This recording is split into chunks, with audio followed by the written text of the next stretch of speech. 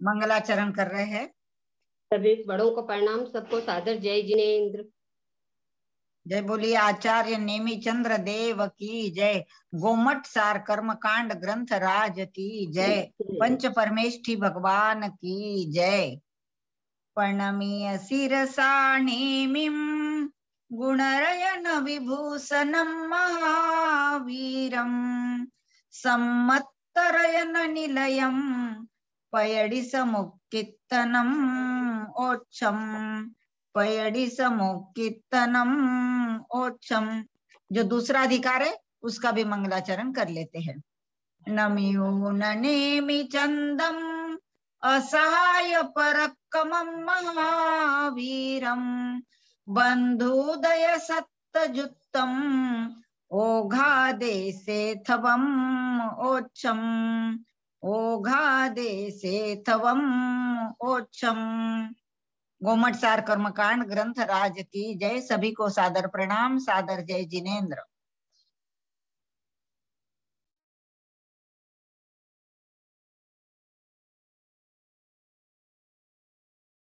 कल हमने पहला गुणस्थान और दूसरा गुणस्थान की बंध विच्युति पढ़ी थी। अभी हम तीसरा गुणस्थान जो मिश्र गुणस्थान है उसमें तो बंध विच्युति होती ही नहीं है, 0 है। अच्छा, कोई मुझे ये बताएगा कि यहाँ पे क्यों, इस गुणस्थान में क्यों बंध विच्युति नहीं होती? तीसरे गुणस्थान में बंध विच्युति क्यों नहीं होती? पहले में हमने पढ़ा 16 बंध विच्युति होती है, दूसरे गुणस्थान में 25 की होती है और तीसरे में 0 की। ऐसा देखो क्यों? हाँ, कोई बता रहे, मैं बताती हूँ, बताऊं मैं? हाँ, तीसरे गुण स्थान में बंध विच्युति इसलिए नहीं होती, ना तो तीसरे गुण स्थान में कोई मरण है, मरण भी नहीं है। तीसरे गुण स्थान ना तो सम्यक का है ना मिथ्यात्व का है, ना तो पूर्ण इसमें सम्यक है ना पूर्ण मिथ्यात्व, मिला जुला है। इसलिए इसमें कोई बंध विच्युति नहीं है, किसी भी की बंध विच्युति नहीं हो सकती, क्योंकि ना तो वो मिथ्यात्व का है ना ये सम्यक का है, इसलिए इसमें कोई बंध विच्युति नहीं है। बंध विच्युति होना तो बहुत अच्छी बात है कि हमारे बंध है वो, उनका वियोग हो गया, वो विच्युति अब हो नहीं गई, हाँ। बनेंगे। हाँ। तो जो आदमी दोनों तरफ रहता है उसका क्या होता है ये कुछ नहीं आप होता। समझ लीजिए कि क्या होगा। अब उसके आगे चौथा गुणस्थान, उसमें 10 बंध विच्युति होती है। अब 10 कौन कौन सी होती है वो कौन सा? 10 गुण, हाँ। पहले गाथा बोल लेते हैं ना दीदी। हाँ, गाथा बोल लीजिए। हाँ, 97 नंबर की गाथा। हाँ। आय देवी दिय कसाया वज्जम ओराल मनु दुमनुवाऊ देशे तदिय कसाया नियमे बंधवो छिन्ना नियमे निह बंधवो छिन्ना।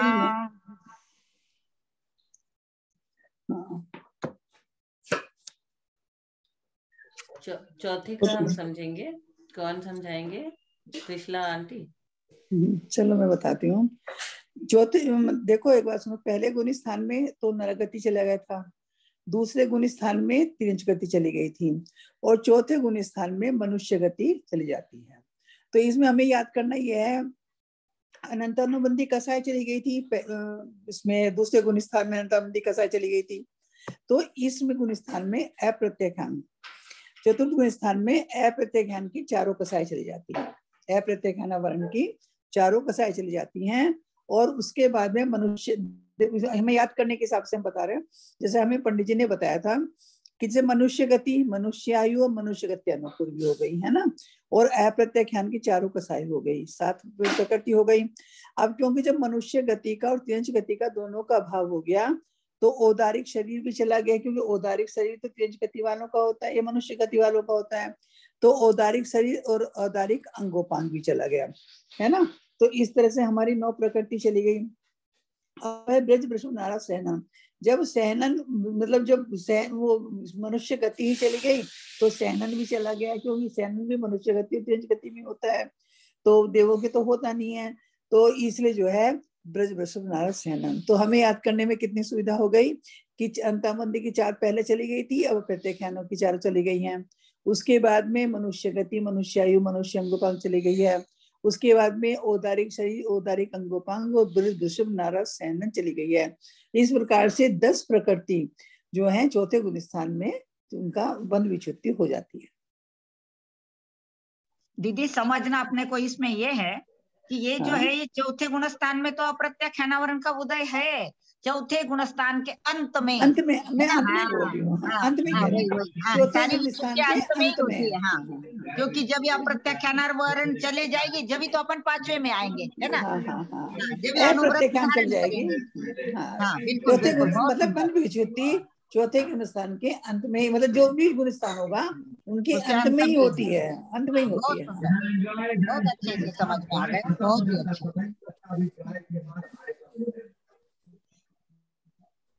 मतलब ये जो भी बंध विच्छुत्ति होगी हमेशा वो गुणस्थान के अंत में ही होगी। गुणस्थान के अंत में हमेशा ऐसा ही मानना कि भाई गुणस्थान जब बोला चतुर्थ गुणस्थान तो चतुर्थ गुणस्थान के अंत में। हाँ दीदी, प्रतिमा दीदी उस गुणस्थान में तो उसका उदय है, जब वो गुणस्थान का अंत समय आएगा और जब तुम आगे के गुणस्थान में प्रवेश करेंगे जब ये विच्छुत्ति हो जाएगी, आगे के गुणस्थान में वो नहीं बदलेगी, है ना। नहीं, एक बात सुनिए, वो विजय दीदी, हम उदय को नहीं लेंगे इसमें, हम बंद को लेंगे। अब क्या ना उदय है, बंद को लेंगे हम। बंद को ही ले रहे हैं, समझ में नहीं आ रहा है। उदय उसका रहेगा उस गुणस्थान में, सरिता दीदी बंद उदय तो रहेगा। जैसे अप्रत्यक्ष अनावरण का है, उसकी 4 अप्रत्यक्ष अनावरण की 4, उनका उदय तो है चौथे गुणस्थान में, जब भी तो व्रत नहीं धारण कर रहे हैं, लेकिन जब अंत समय आ गया और हम पांचवे की तरफ हो गए सन्मुख, तो अप्रत्यक्ष अनावरण चले गई, है ना, यानी उसकी विच्छुत्ति हो गई। ऐसा लेना है अपने को। आपने कभी सोचा? लीला जी जरा आपका म्यूट कर लीजिए, आपका म्यूट कर लीजिए। जो भी बात कर रहे हो, जो नहीं बात कर रहे हैं वो सब म्यूट कर। धन्यवाद जी, आगे। हाँ, 5वां गुणस्थान ले लेते ना। बोलिए, आप बोलिए प्रतिमा दीदी, आप बोलिए 5वें गुणस्थान के बारे में। नहीं मुझे नहीं आता। नहीं उसमें कुछ नहीं है, दूसरी लाइन है ना। हाँ बोलिए त्रिशला जी, आप बोलिए। सोनू दीदी आप बोलिए। 5वां गुण स्थान तो देश संयत गुण स्थान है। देश संयत गुण स्थान में कुछ ज्यादा नहीं होता, इसमें सिर्फ जो है 4 प्रत्याख्यान की बंध विच्छुत्ति हो जाती है, क्योंकि प्रत्याख्यान के उदय में तो देश संयम ले सकते हैं, देश संयम होता है, और प्रत्याख्यान वर्ण का जब अनुदय हो जाता है, जब बंध विच्छुत्ति जाती है तो जो है तब मतलब महामुनि बन जाते हैं, तब जो है महामुनि या महासंयत कह दीजिए, महामुनि बन दीजिए, वो या मतलब महाव्रती कह दीजिए, महाव्रती बन जाते हैं। तो इसलिए 5वें गुण स्थान में, देश संयत गुण स्थान में 4 प्रत्याख्यान वर्ण की ही ये कसायों का बंध विच्छुत्ति होती है। समझ है ना? मैं समझा पा रही हूँ ना। हाँ, तो इसमें 4 प्रत्याख्यान। तो अब हमें देखना ये हो गया कि 16 की। हेलो, हाँ दोबारा बता जरा। दोबारा बताऊं? दोबारा में ये जो है ना 10 गुण उसकी देश संयत गुण स्थान में 4 प्रत्याख्यान की ही बंध विच्छुत्ति होती है, क्योंकि जो है ना प्रत्याख्यान में तो देश संयत मतलब देशवर्त ले जा सकते हैं, लेकिन जो है प्रत्येक जो महावर्ती हो जाते हैं, फिर 5वें के बाद 6ठे में हो जाते हैं, तो प्रत्याख्यान वर्ण की बंध विच्छुत्ति होने के बाद में ही महावृत्ति बनते हैं, और तो प्रत्याख्यान की बंध विच्छुत्ति 5वें गुण स्थान में हो जाती है। सिर्फ 4 प्रकृति की ही बंध विच्छुत्ति होती है 5वें गुण स्थान में, प्रत्याख्यान वर्ण के क्रोधमान मायालोक की। ठीक है, 10 की नहीं होती विच्छुत्ति, 5वें गुण स्थान में तो 10 प्रकृतियों की विच्छुत्ति होती है। 10 क्रोधमान माया लोभ 10 की होती है मेरे ख्याल से। चौथे गुणस्थान में 10 की होती है और 5वें गुणस्थान में 4 की होती है। अच्छा तो ठीक है, गलत होगा फिर। हाँ, चौथे गुणस्थान में 10 की बताई अभी मैंने, और उसमें 4 की। मतलब हमें देखना ये है, पहले गुणस्थान में 16 की हो गई, दूसरे गुणस्थान में 25 की हो गई, तीसरे गुणस्थान में किसी की होती नहीं है, और चौथे गुणस्थान में 10 की हो गई, और 5वें गुणस्थान में 4 की बंध विच्छुत्ति हो गई है। ये 97 नंबर की जो गाथा है ना दीदी, बिना देखिए 97 नंबर की जो गाथा है उसमें चौथे गुणस्थान की भी बंध विच्छुत्ति बताई है, और 5वें कसाई 5वें गुणस्थान की भी बंध विच्छुत्ति बताई है। एक ही गाथा में दो गुणस्थान की विच्छुत्ति बताई है।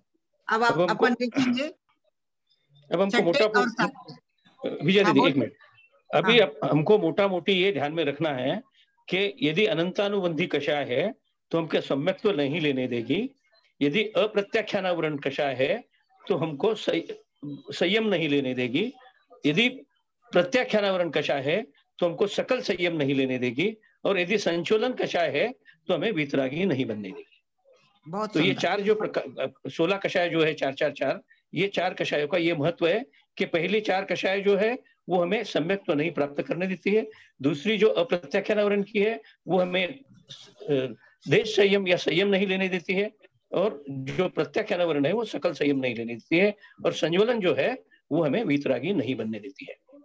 तो हमने जो बंध विशुद्धि तो 5वें गुणस्थान की अच्छी तरह से त्रिशला दीदी ने समझा दी है, वो हमने बंध विच्छुद्धि समझ ली है। अब इसके आगे हमें बढ़ना है। विजय दीदी छठी का आप गाथा बोलेंगे? जी 98 नंबर है ना। हाँ। अब छठे और 7वें गुणस्थान में किन किन की विच्छुत्ति होती है उसकी संख्या इस गाथा में बता रहे हैं। छठे अतिरम असुहम असादमजसं अपमत्ते देवाउ निठवनम चेव अतिथि। वापस एक बार बोल रही हूँ। छठे अतिरम असुहम असादमजसं चरदिशोगम च अपमत्ते देवाउ निठवनम चेव अतिथि। निठवनम चेव अतिथि। हाँ बोलिए अब 98। हमें देखो छठे गुणस्थान को याद करने का इतना सरल तरीका है, क्योंकि छठे गुणस्थान की जितनी भी बंध विच्छुत्ति हैं, एक को छोड़ने में सब में शुरू में ए लगा हुआ है, मतलब हमें याद करने में एक सुविधा हो जाती है। तो जो छठे गुणस्थान में बंध विच्छुत्ति होती है जो 6 प्रकृति की होती है, और 6 प्रकृति में 5 प्रकृति में शुरू में ए लगा हुआ है। जैसे मतलब याद करने के हिसाब से हम कह रहे हैं, जैसे अस्थिर, अशुभ, अशाता वेदनीय, अयश, कीर्ति, अरति और शोक। शोक में यानी बाकी सब में रे लगा हुआ है। तो इन 6 प्रकृतियों की बंध विच्छुत्ति छठे गुणस्थान में हो जाती है, छठे गुणस्थान के अंत में हो जाती है। अस्थिर भी जो है मतलब ये अशुभ, मतलब अस्थिर भी जो है वो अच्छा नहीं है, इसमें स्थिर नहीं रहते। अशुभ भी ज्यादा अच्छा नहीं है, असाता वेदी भी अच्छा नहीं है। तो ये सब ऐश कीर्ति भी अच्छी नहीं है, जितनी खराब जो प्रवृत्ति है, अरति, शोक वगैरह, ये सब जो है छठे गुणस्थान में चली जाती हैं। अस्थिर का मतलब क्या हुआ? अस्थिर माने जिसमें जगह धातु जो है ना स्थिर नहीं रहती। जैसे शरीर में धातु होती है ना, कभी जैसे अस्थिर बना, अस्थिर को हम ऐसे लेंगे कि जो शरीर में जैसे एक चीज को धातु, कोई भी धातु है, कोई भी स्थिर नहीं रह पा रही है, जैसे जो होना चाहिए वैसा नहीं हो पा रहा है। दीदी इसको ऐसा समझना चाहिए, ऐसा मुझे लगता है, जो वात पित्त कफ वगैरह है ना, ये इसे मैं कह रही हूँ, होने से हमारा स्वास्थ्य अच्छा नहीं रहता, वो हमेशा स्वास्थ्य में गड़बड़ी बनी रहेगी। यही मैं बताना चाह रही थी कि हमारे जो शरीर में बिल्कुल बिल्कुल, बहुत सुंदर, बहुत सुंदर। वो स्थिर नहीं रहती, उसे अस्थिर कहते हैं। इसको हमें मन से नहीं लेना, हमें इसको शरीर की धातु से लेना है। इसको अशुभ हमें समझ में आती है, ऐसा तो वेदी हमें समझ में आती है, यश कीर्ति समझ में आती है, अरति माने द्वेष भाव आदि करना, जो चीज हमें अच्छी नहीं लगती उसके प्रति द्वेष भाव आदि रखना। जैसे कि मतलब हमें कितनों को, जैसे मतलब मैं ही लेती हूँ, मुझे कोई गंदी चीज देख ली तो वोमिटिंग की फीलिंग होती है, तो ये भी एक दोष है। तो ये जो है अरति जो है इसको कहते हैं। अरति मतलब जो चीज हमें प्रिय नहीं है उसे देख के हमें ग्लानि का भाव होना, तो वो अरति भी चली जाती है छठे के अंत में। और शोक मतलब जैसे किसी चीज का बहुत शोक करना, दुख करना, मतलब साम्य भाव का ना रहना। शोक मतलब साम्य भाव का ना रहना। एक बात पूछूं मैं?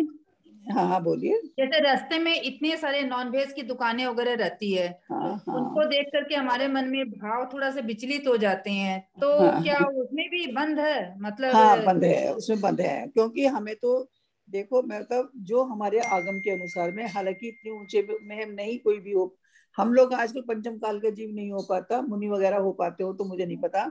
मतलब जो है कहते हैं कि जो चीज, जिस चीज की जो चीज जैसी है उसको वैसा एक्सेप्ट करना, वैसा ही मानना, उसके प्रति ग्लानि के भाव ना लाना, ये अरति के लिए। अरति में ग्लानि के भाव आते हैं और रति मतलब रति में राग के भाव आते हैं, अरति में उसके प्रति द्वेष के भाव आते हैं। तो रति अरति दोनों भावों को ना करना और दोनों भावों में से किसी भी भाव का करना बंद का कारण है। किसी भी चीज को, जैसे मान लो फूल को देख के हमें बहुत अच्छा लगा, बड़ा सुंदर है, बड़ा है, फला हुआ है, तो आगम के अनुसार उसमें भी मतलब जो है किंचित दोष तो है। और ऐसे ही अरति में किंचित दोष तो है, क्योंकि नौ कसार इसमें जो आते हैं तो इनमें दोस्तों, प्रकृति में दोस्तों माना ही जाता है। किसी भी चीज का ग्लानि भाव होना हमारे मतलब ये बताते हैं, किसी भी चीज जो जैसी जिसका स्वरूप जैसा है वैसा ही है, उसको देख के ग्लानि क्यों करनी, ये मतलब है अपना। हमारे धर्म की मतलब ये शिक्षा है, हमारे तीर्थंकरों की शिक्षा है, हमारे आगम की वाणी है, किसी भी चीज को जैसा हो उसको वैसे ही एक्सेप्ट करना, ना उसमें ग्लानि के भाव लाना, ना उसमें राग के भाव लाना। ठीक है, समझ में आई प्रतिमा जी? जी हाँ हाँ भाभी हाँ। ये भी वैसे हमारा दोष ही है, मतलब ये चीज चली जाती है तो देखो कितना हम बंद से बच जाते हैं। रात दिन कितना बंद करते हैं हम, किसी चीज में अच्छा करना, किसी चीज में बुरा करना, हमारे यही तो काम है। हम ग्रहण कर ही क्या रहे हैं, ये चीज हमें बहुत अच्छी लगी, ये चीज हमें बहुत खराब लगी। मतलब हम लोगों के जो हम लोग इतने छोटे छोटे बंद कर लेते हैं, हमें पता ही नहीं चलता हम कितने बंद बांध रहे हैं।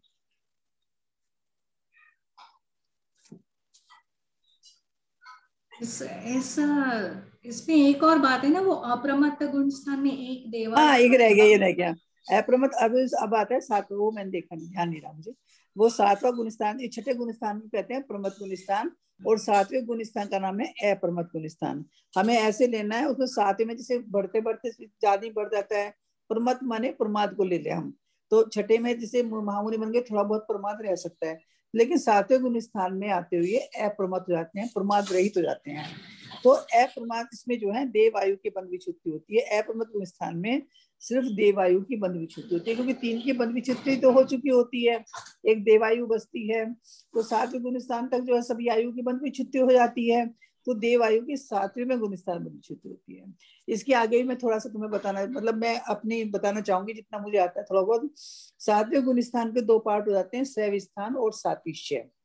मतलब जैसे स्वस्थान और सातिश्य करके अप्रमत्त एक गुणस्थान के दो भाग हो जाते हैं। जो स्वस्थान है वो जो है वो आजकल पंचम काल में है, और सातिश्य आजकल पंचम काल में नहीं है। मतलब हम कहते हैं छठे सातवें गुणस्थान में हमारे मुनि झूलते रहते हैं, तो मतलब वो स्वस्थान में आते हैं, फिर अप्रमत्त में आते हैं, फिर स्वस्थान में आते हैं, फिर मतलब अप्रमत्त का ही तो पार्ट हुआ ना स्वस्थान, उसमें आते हैं। लेकिन सातिश्य में आने के बाद में श्रेणी चढ़ना होता है, जो पंचम काल में नहीं है। सातिश्य से उसमें जो है जैसे ये तो मतलब उसमें छलसम तो खत्म हो जाता है, और ये उपसम और वो छायिक रह जाता है, तो वो सातिश्य जो है श्रेणी चढ़ने का गुणस्थान होता है अप्रमत्त में ही। अप्रमत्त के ही दो पार्ट हो गए, और ये भी सही है, हम छठे सातवें गुणस्थान में हमारे मुनि झूलते रहते हैं। और लेकिन ये सातवें गुणस्थान का ये मैं अलग से मतलब मैंने ऐसे मेरा मन आया तो मैंने बता दिया। और जो पहले गुणस्थान से ना त्रिशला दीदी, एक मिथ्यात्व गुणस्थान से छठे गुणस्थान तक यानी प्रमत्त संयत के सारे गुणस्थान प्रमाद के ही है, ये प्रमाद के हैं। हाँ, सारे प्रमाद के हैं। और उसके बाद जो सातवां गुणस्थान दीदी ने बताया, त्रिशला दीदी ने, कि स्वस्थान अप्रमत्त और सातिशय अप्रमत्त।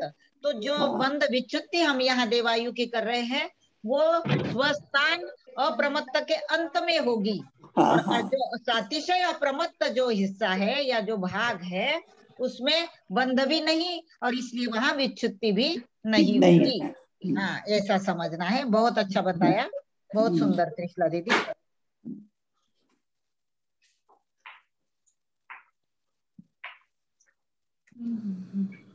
लेते हैं ना आठवें गुणस्थान है ना?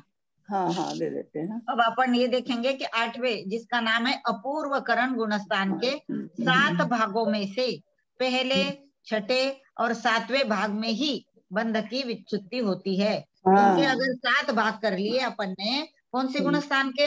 8वें गुणस्थान के, जिसका नाम है अपूर्वकरण। इसके पहले भाग में, छठे और सातवें, इन 3 भागों में ही क्या होता है? बंध की विच्छुत्ति होती है। अब अपन उसकी गाथा पढ़ रहे हैं 99 और 100 भी ले ली है इन्होंने। मरणु नम्मिनियट्टी पडमे निदात हेव पयलाय छट्टे भागे तित्थम निमिनं सगमन पंचिंदी मरणूनं मिनियट्टी पडमे निदात हेव पयलाय छट्टे भागे तित्थम निमिनं सगमन पंचिंदी। पहले इसको समझ ले, फिर 100 वाली बोले, है ना। पहले 99 को समझ लेते हैं। हाँ बोलिए जेठी भाई साहब, नेमीचंद जी भाई साहब, जो भी बोलना चाहे बोलिए। 99 जो 8वें गुणस्थान के लिए आई है। नहीं, आप 100 भी पढ़ दीजिए ना दीदी। मैं पढ़ रहा हूँ 100। हाँ पढ़िए पढ़िए भाई साहब, प्रणाम पढ़िए। तेज दुहार दुसम चौसुरवण्णा गुरु चौकत सणवयम चरमे हस्सम चरदी भयम जुगुच्छाय बंद उच्छीणा।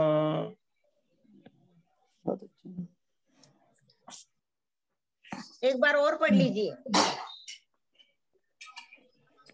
तेज दुहार दुसम चौसुरवण्णा गुरु चौकत सणवयम चरमे हस्सम चरदी भयम जुगुच्छाय बंद उच्छीणा। बहुत सुंदर। हाँ समझाइए भाई साहब, आप चाहे तो आप समझाइए। नहीं आप त्रिशला दीदी समझा दीजिए हमको। नहीं जिसका मन हो वो समझा लीजिए। वैसे मैं बोली कोई और समझा रहा है क्या? समझाने के हम तो बता रहे हैं, चर्चा कर रहे हैं, हमें कोई इतना ज्ञान थोड़ी ना है। हाँ बोलिए बोलिए सब। सब कोई भी बोलिए, कोई भी बोल सकता है। हाँ ये इसका एक है ना दीदी, इसका जो संस्कृत छाया है ना वो भी पढ़ लेती हूँ 99 की, क्योंकि बहुत स्पष्ट हो रहा है उससे, है ना। अच्छा हमारे यहाँ तो संस्कृत, मेरी किताब में तो संस्कृत छाया है ही नहीं। हाँ मेरे इसमें है, उससे और ज्यादा स्पष्ट हो रहा है। मरणो ने निवृत्ति प्रथमे निद्रा तथैव प्रचलाच षष्ठे भागे तीर्थम निर्माणम सद्गमन पंचेन्द्रियम सद्गमनम पंचेन्द्रियम। हाँ अब पढ़िए, बोलिए। ये देखो इसमें जो है ना मरण नुमही मतलब जो है मरण रहित, है ना। मरण नुमही नियठी पढ़ में, नियठी माने निर्वृत्ति, है ना। पढ़ में निद्रा माने निद्रा, और जी इसमें पढ़ में मतलब प्रथम, पढ़ में माने प्रथम, निद्रा माने निद्रा, तेह माने तथा, पहला माने प्रश्ला, ये माने और। ये इन्होंने ये बताया है कि अपूर्व कर्ण गुणस्थान के पहले भाग में निद्रा और प्रश्ला की निर्वृत्ति हो जाती है। तो 8वें गुणस्थान अपूर्व कर्ण में पहले मतलब ये समझिए जैसे हमने 7वें गुणस्थान के 2 भाग लेते हैं, प्रमत में अप्रमत में। एक हमने लिया था स्वे स्थान, एक हमने लिया था सातिश्य, 2 हो गए थे पाठ। टेप रिकॉर्ड किसका बज रहा है? ये हेलो, टेप रिकॉर्ड किसका बज रहा है ये? अच्छा हाँ, तो ये ऐसे तो ऐसे हम ये समझ लीजिए 8वें अपूर्व गुणस्थान में उसके हमने 7 पाठ कर लिए, 7 मतलब 7 भाग हो गए। हालांकि समय तो बहुत कम है, अप्रमत से 8वें गुणस्थान का समय अलग अलग कम ही होता जाता है, लेकिन उसके हमने 8 भाग कर लिए। तो उसमें ये है कि जो पहला भाग है अपूर्व कर्ण के पहले भाग में 2 जो है अपूर्व कर्ण में प्रथम भाग में श्रेणी के चढ़ते समय, क्योंकि बताया था सातिश्य में श्रेणी चढ़ जाते हैं, श्रेणी चढ़ना शुरू हो गया, तो 2 जो है निद्रा और प्रश्ला, इन 2 प्रकृतियों की बंध विच्छुत्ति अपूर्व कर्ण के पहले समय में हो जाती है ना। पहले भाग में, समय में नहीं, पहले भाग में हो जाती है। और छठे भाग में उसके बाद में 2, 3, 4, 5 में कुछ नहीं होता। और छठे भाग में तीर्थंकर निर्माण, तीर्थमन तीर्थंकर, निमिनमन निर्माण, और प्रशस्त व्यायोगति, पचेंद्र जाति, और तेजस कारमान, आहारक शरीर, आहारक अंगोपांग, सम चतु संस्थान, देवगति, देवगत्यानुपूर्वी, वैक्रक शरीर, वैक्रक अंगोपांग, इन प्रकृतियों की बंध विच्छुत्ति उसमें छठे नहीं 5वें भाग में, शायद छठे भाग में, हाँ छठे भाग में इन प्रकृतियों की बंध विच्युति जाती है। और सातवें भाग का हम बाद में इसमें अभी लेंगे ना, इसमें पढ़ा नहीं है अभी, दीदी ने पढ़ा नहीं है ना, सुबह उन्हीं पढ़ाना आपने दीदी। ये भाई साहब ने पढ़ ली ना गाथा? हाँ पढ़ लिया, हाँ पढ़ लिया है। और स्पर्श रस गंध अग्र लघु उपघात प्रघात उच्छ्वास त्रस बादर प्राप्ति प्रत्येक शरीर स्थिर शुभ शुभ भग सुस्वर आदि इन 30 प्रकृतियों की तथा सप्तम भाग में हास्य रति भय जुगुप्सा इन 4 की बंध विच्युति होती है। मतलब हमें देखना है कि पहले भाग में तो 2 की गई और छठे भाग में 30 प्रकृति की बंध विच्युति हुई, और जो है सातवें भाग में सातवें समय में 4 की प्रकृति की बंध विच्युति होती है अपूर्व कर्म स्थान में। अपूर्व कर्म स्थान मतलब जो जैसा कि भाव पहले कभी नहीं बने, अपूर्व भाव, अपूर्व शुभ मतलब शुद्ध भाव, शुभ अच्छे भाव, अपूर्व जो प्रवृत्ति होती चल जाती है, और उसमें जो है बहुत सारे बंध विच्युति होती है। इसमें बहुत सारे काम होते हैं, शंकरबंध भी उसमें जो है श्रेणी भी चढ़ते हैं। वैसे इन चारों इनमें जो है गुण संक्रमण श्रेणी वो ये था अनुभाग गुण संक्रमण गुण श्रेणी निर्जरा, हाँ गुण अनुभाग संक्रमण, और ये 4 काम भी होते हैं इसमें।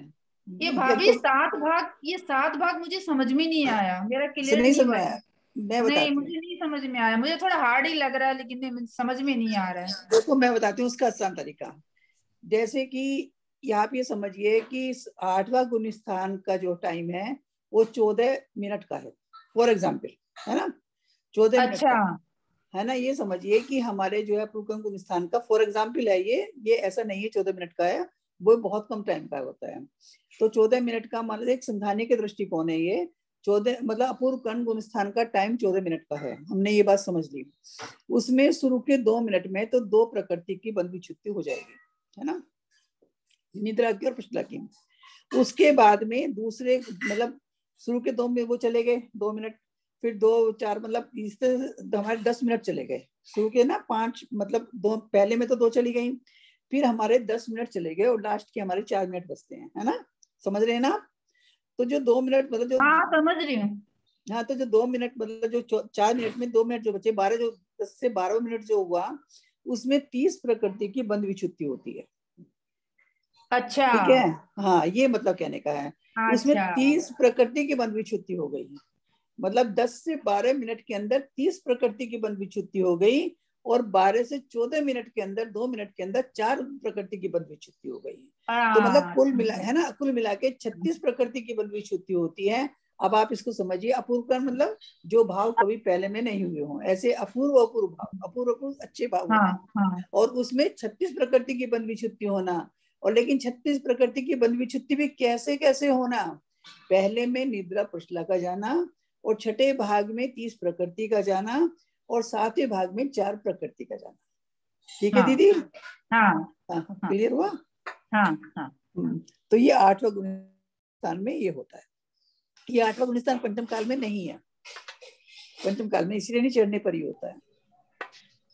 इसमें 100 नंबर की जो गाथा है उसमें जो पहली लाइन है वो पहले लाइन में पूरे 30 प्रकृतियों का नाम आ गया है। 30 प्रकृतियों का नाम एक लाइन में दे दिया आचार्य। नहीं देखो, हाँ वैसे इसमें बहुत प्रकृति का है। ये 4 होते हैं, गुण संक्रमण, गुण स्थिति, गुण वो स्थिति, खंडक घात, अनुभाग खंडक घात, और एक और होता है, ये 4 ये होती है दीदी, वीणा दीदी, गुण संक्रमण, गुण श्रेणी निर्जरा, गुण संक्रमण, स्थिति कांडक घात और अनुभाग कांडक घात, ये 4 क्रियाएं होती है। हाँ ये 4 चीजें होती हैं। हाँ ये 4 चीजें होती हैं। ये 4 चीजें होती हैं जी बहुत सुंदर। हाँ ठीक है, सही है। समय तो हो गया है। सोनू दीदी अगर सोनू, कल अपने जो प्रकरण चल रहा था ना, तो मैंने खूब सारे वो ढूंढे, आदि पुराण में, पद्म पुराण में, कार्तिकेय अनुप्रेक्षा में, और जयोदय काव्य जो ज्ञान सागर जी का लिखा हुआ है, सब में आर्य का माता की नवदा भक्ति का विधान है सबके। मेरे पास इस ग्रुप का तो वो नहीं है, तो मैंने सोनू को भेजे थे सारे प्रूफ, मतलब शास्त्र के प्रमाण। कल अपने विषय चल रहा था ना कि आर्यका की नवदा भक्ति नहीं होनी चाहिए, पूजा नहीं होनी चाहिए। तो काय में प्रमाण है? आदि उसमें पुराने समय आदि प्रमाण पुराण है। में सबके कार्तिकेय अनुप्रेक्षा में तो 360वीं नंबर का आता है, उसको आप अर्थ करिए। उसका देख मैंने सबके भेजे थे कल, पर वो सोनू के पास चले गए, अपने इस ग्रुप में नहीं है, मैं इस ग्रुप में नहीं हूँ। हाँ तो ठीक है, वो देखे। लेकिन पुराण भेजे मैंने सब में कि ब्राह्मी आदि पुराण में तो कि ब्राह्मी, एक मिनट किसका वो चालू, ब्राह्मी सुंदरी ने जब दीक्षा ली थी तो समूह शरण के अंदर ही देवों तक ने उनकी पूजा की थी। ये पूरा उसमें आदि पुराण में। और उसमें क्या बोल रहे, कार्तिक के अनुप्रेक्षा में देखो 360 एक बात सुनो मंजू जी, इसी बात में एक बात छोड़ो। हाँ, कि समूह हाँ, शरण बोलो। में उन्होंने दीक्षा ली और उन्होंने उनकी पूजा करी, है ना। उनका मतलब पूजा से मतलब उनका बहुमान क्या, अर्चन क्या, पूजा क्या। बात उस आहार के टाइम पे नवदा भक्ति की थी, है ना। आपके आहार के टाइम में नवदा भक्ति का एग्जाम्पल आप बताएं, अगर है कहीं तो आप बताएं। हम अच्छा है, हम देखेंगे, हमें पता लगेगा ना। तो वही तो मैं आहार के वो उसकी मतलब समूह शरण की बात नहीं ले आप उसकी बात में जो आहार वाली। अच्छा सुनिए, जयोदय काव्य ज्ञान सागर जी जो इनके दादा गुरु हुए, सुधा सागर जी के, विद्यासागर जी के हाँ मैं जानती हूँ। ज्ञान सागर जी का लिखा हुआ जयोदय काव्य, उसकी टीका की हुई है, उसमें उन्होंने लिखा और विद्यासागर जी ने उसकी अनुमोदना की थी। और फिर विद्यासागर जी की माँ ने दीक्षा ली थी शिखर जी में, तो वहां भी उनकी पूजा हुई है, सब हुआ है। विद्यासागर के टाइम पे, आहार के टाइम पे पूजा हुई है। आहार के टाइम पे नहीं होती, वैसे होती है पूजा। आहार के टाइम पे पूजा नहीं होती। प्रूफ दे रही है, तुम देख लेंगे ना। अच्छी बात है, मैं नई बात पता लगती है तो बहुत अच्छी बात है ना। हमारा बहुत समय है। सब शास्त्रों के वो भेजे थे, पर वो ना मैं सोनू को बोली भी कि इस ग्रुप में मेरे को ज्वाइन करो, इसमें मैं नहीं हूँ, तो मैंने उस सोनू को पर्सनली भेजे। फिर सोनू है क्या अभी? शायद नहीं है। वही तो मैंने उसको भेजे थे और मैंने कहा था मेरे को उस ग्रुप में जोड़ो, तो मतलब। और फिर ध्यान सागर जी इस ग्रुप में तो ना हम कृष्णा जी, ध्यान सागर जी छुल्लक जी का तत्वार सूत्र पे पूरा वो है, आगम धारा बोल के एक ऐप है, उसमें ध्यान सागर जी का आता है, बहुत अच्छा समझाते हैं वो। तो ध्यान सागर जी तो प्रतिमा जी सुनो एक मिनट, 7वीं अध्याय में, तत्वार सूत्र की 7वीं अध्याय में उनका है 39 नंबर प्रवचन है, उसमें उन्होंने कितना सुंदर बताया है विद्यासागर जी का, और सबका बोल के कि ये मतलब बेवजह ये बाद में चल गया कि नहीं आर्य का माताएं वो नहीं है, जबकि पूरा अपने आगम में आप लोग को सुनिएगा। अगर आगम धारा ऐप नहीं है तो उसको डाउनलोड करिए, उसमें तत्वार सूत्र का 39वां उनका प्रवचन है उनका। देखो मंजू जी, मैं ध्यान सागर महाराज भी जानती हूँ, हमारे यहाँ दिल्ली में आए थे, मैं उनके खुद दर्शन करके आई हूँ। इस बात ये अलग विषय हो गया। मैं आजकल के मुनि आर्य का इसमें तो बहुत सारे मान्यता होती है, बहुत सारे मान रहे हैं, बहुत सारे नहीं मान रहे, उस बात को छोड़िए आप। मैं तो मेरा कहने का तात्पर्य सिर्फ इतना था कि जो पहली आगम की बातें, जो मतलब बहुत पहले शास्त्र की बातें हैं, अगर पहले आचार्यों में अगर ऐसा आता है और हमें नहीं पता है तो अच्छी बात है ना। ये बहुत प्राचीन है। हाँ जिनसे उनका विषय न देखा है, हाँ वो अगर उसमें है तो हम उसे मानेंगे। ये बात मेरे को अच्छी लगी, उन्होंने कहा कि आप सिर्फ निर्वस्त्र को ही दिगंबर मानोगे क्या? अपन सब दिगंबर आमना है कि नहीं है? आर्य का माता है दिगंबर आमना है कि नहीं है? दिगंबर बोल के नहीं, उपचार से महाव्रती भी हैं, दिगंबर आमना की भी है। दिगंबर आमना के तो हम भी हैं, चुल्लक जी भी हैं, लग जी भी हैं। दिगंबर आमना की मानने की तो एक अलग ही बात हो गई, लेकिन एक महाव्रती समझ के उन्हें पूजन करने की अलग बात हो गई। उपचार से महाव्रती, मैं मान रही हूँ, सुनिए उपचार से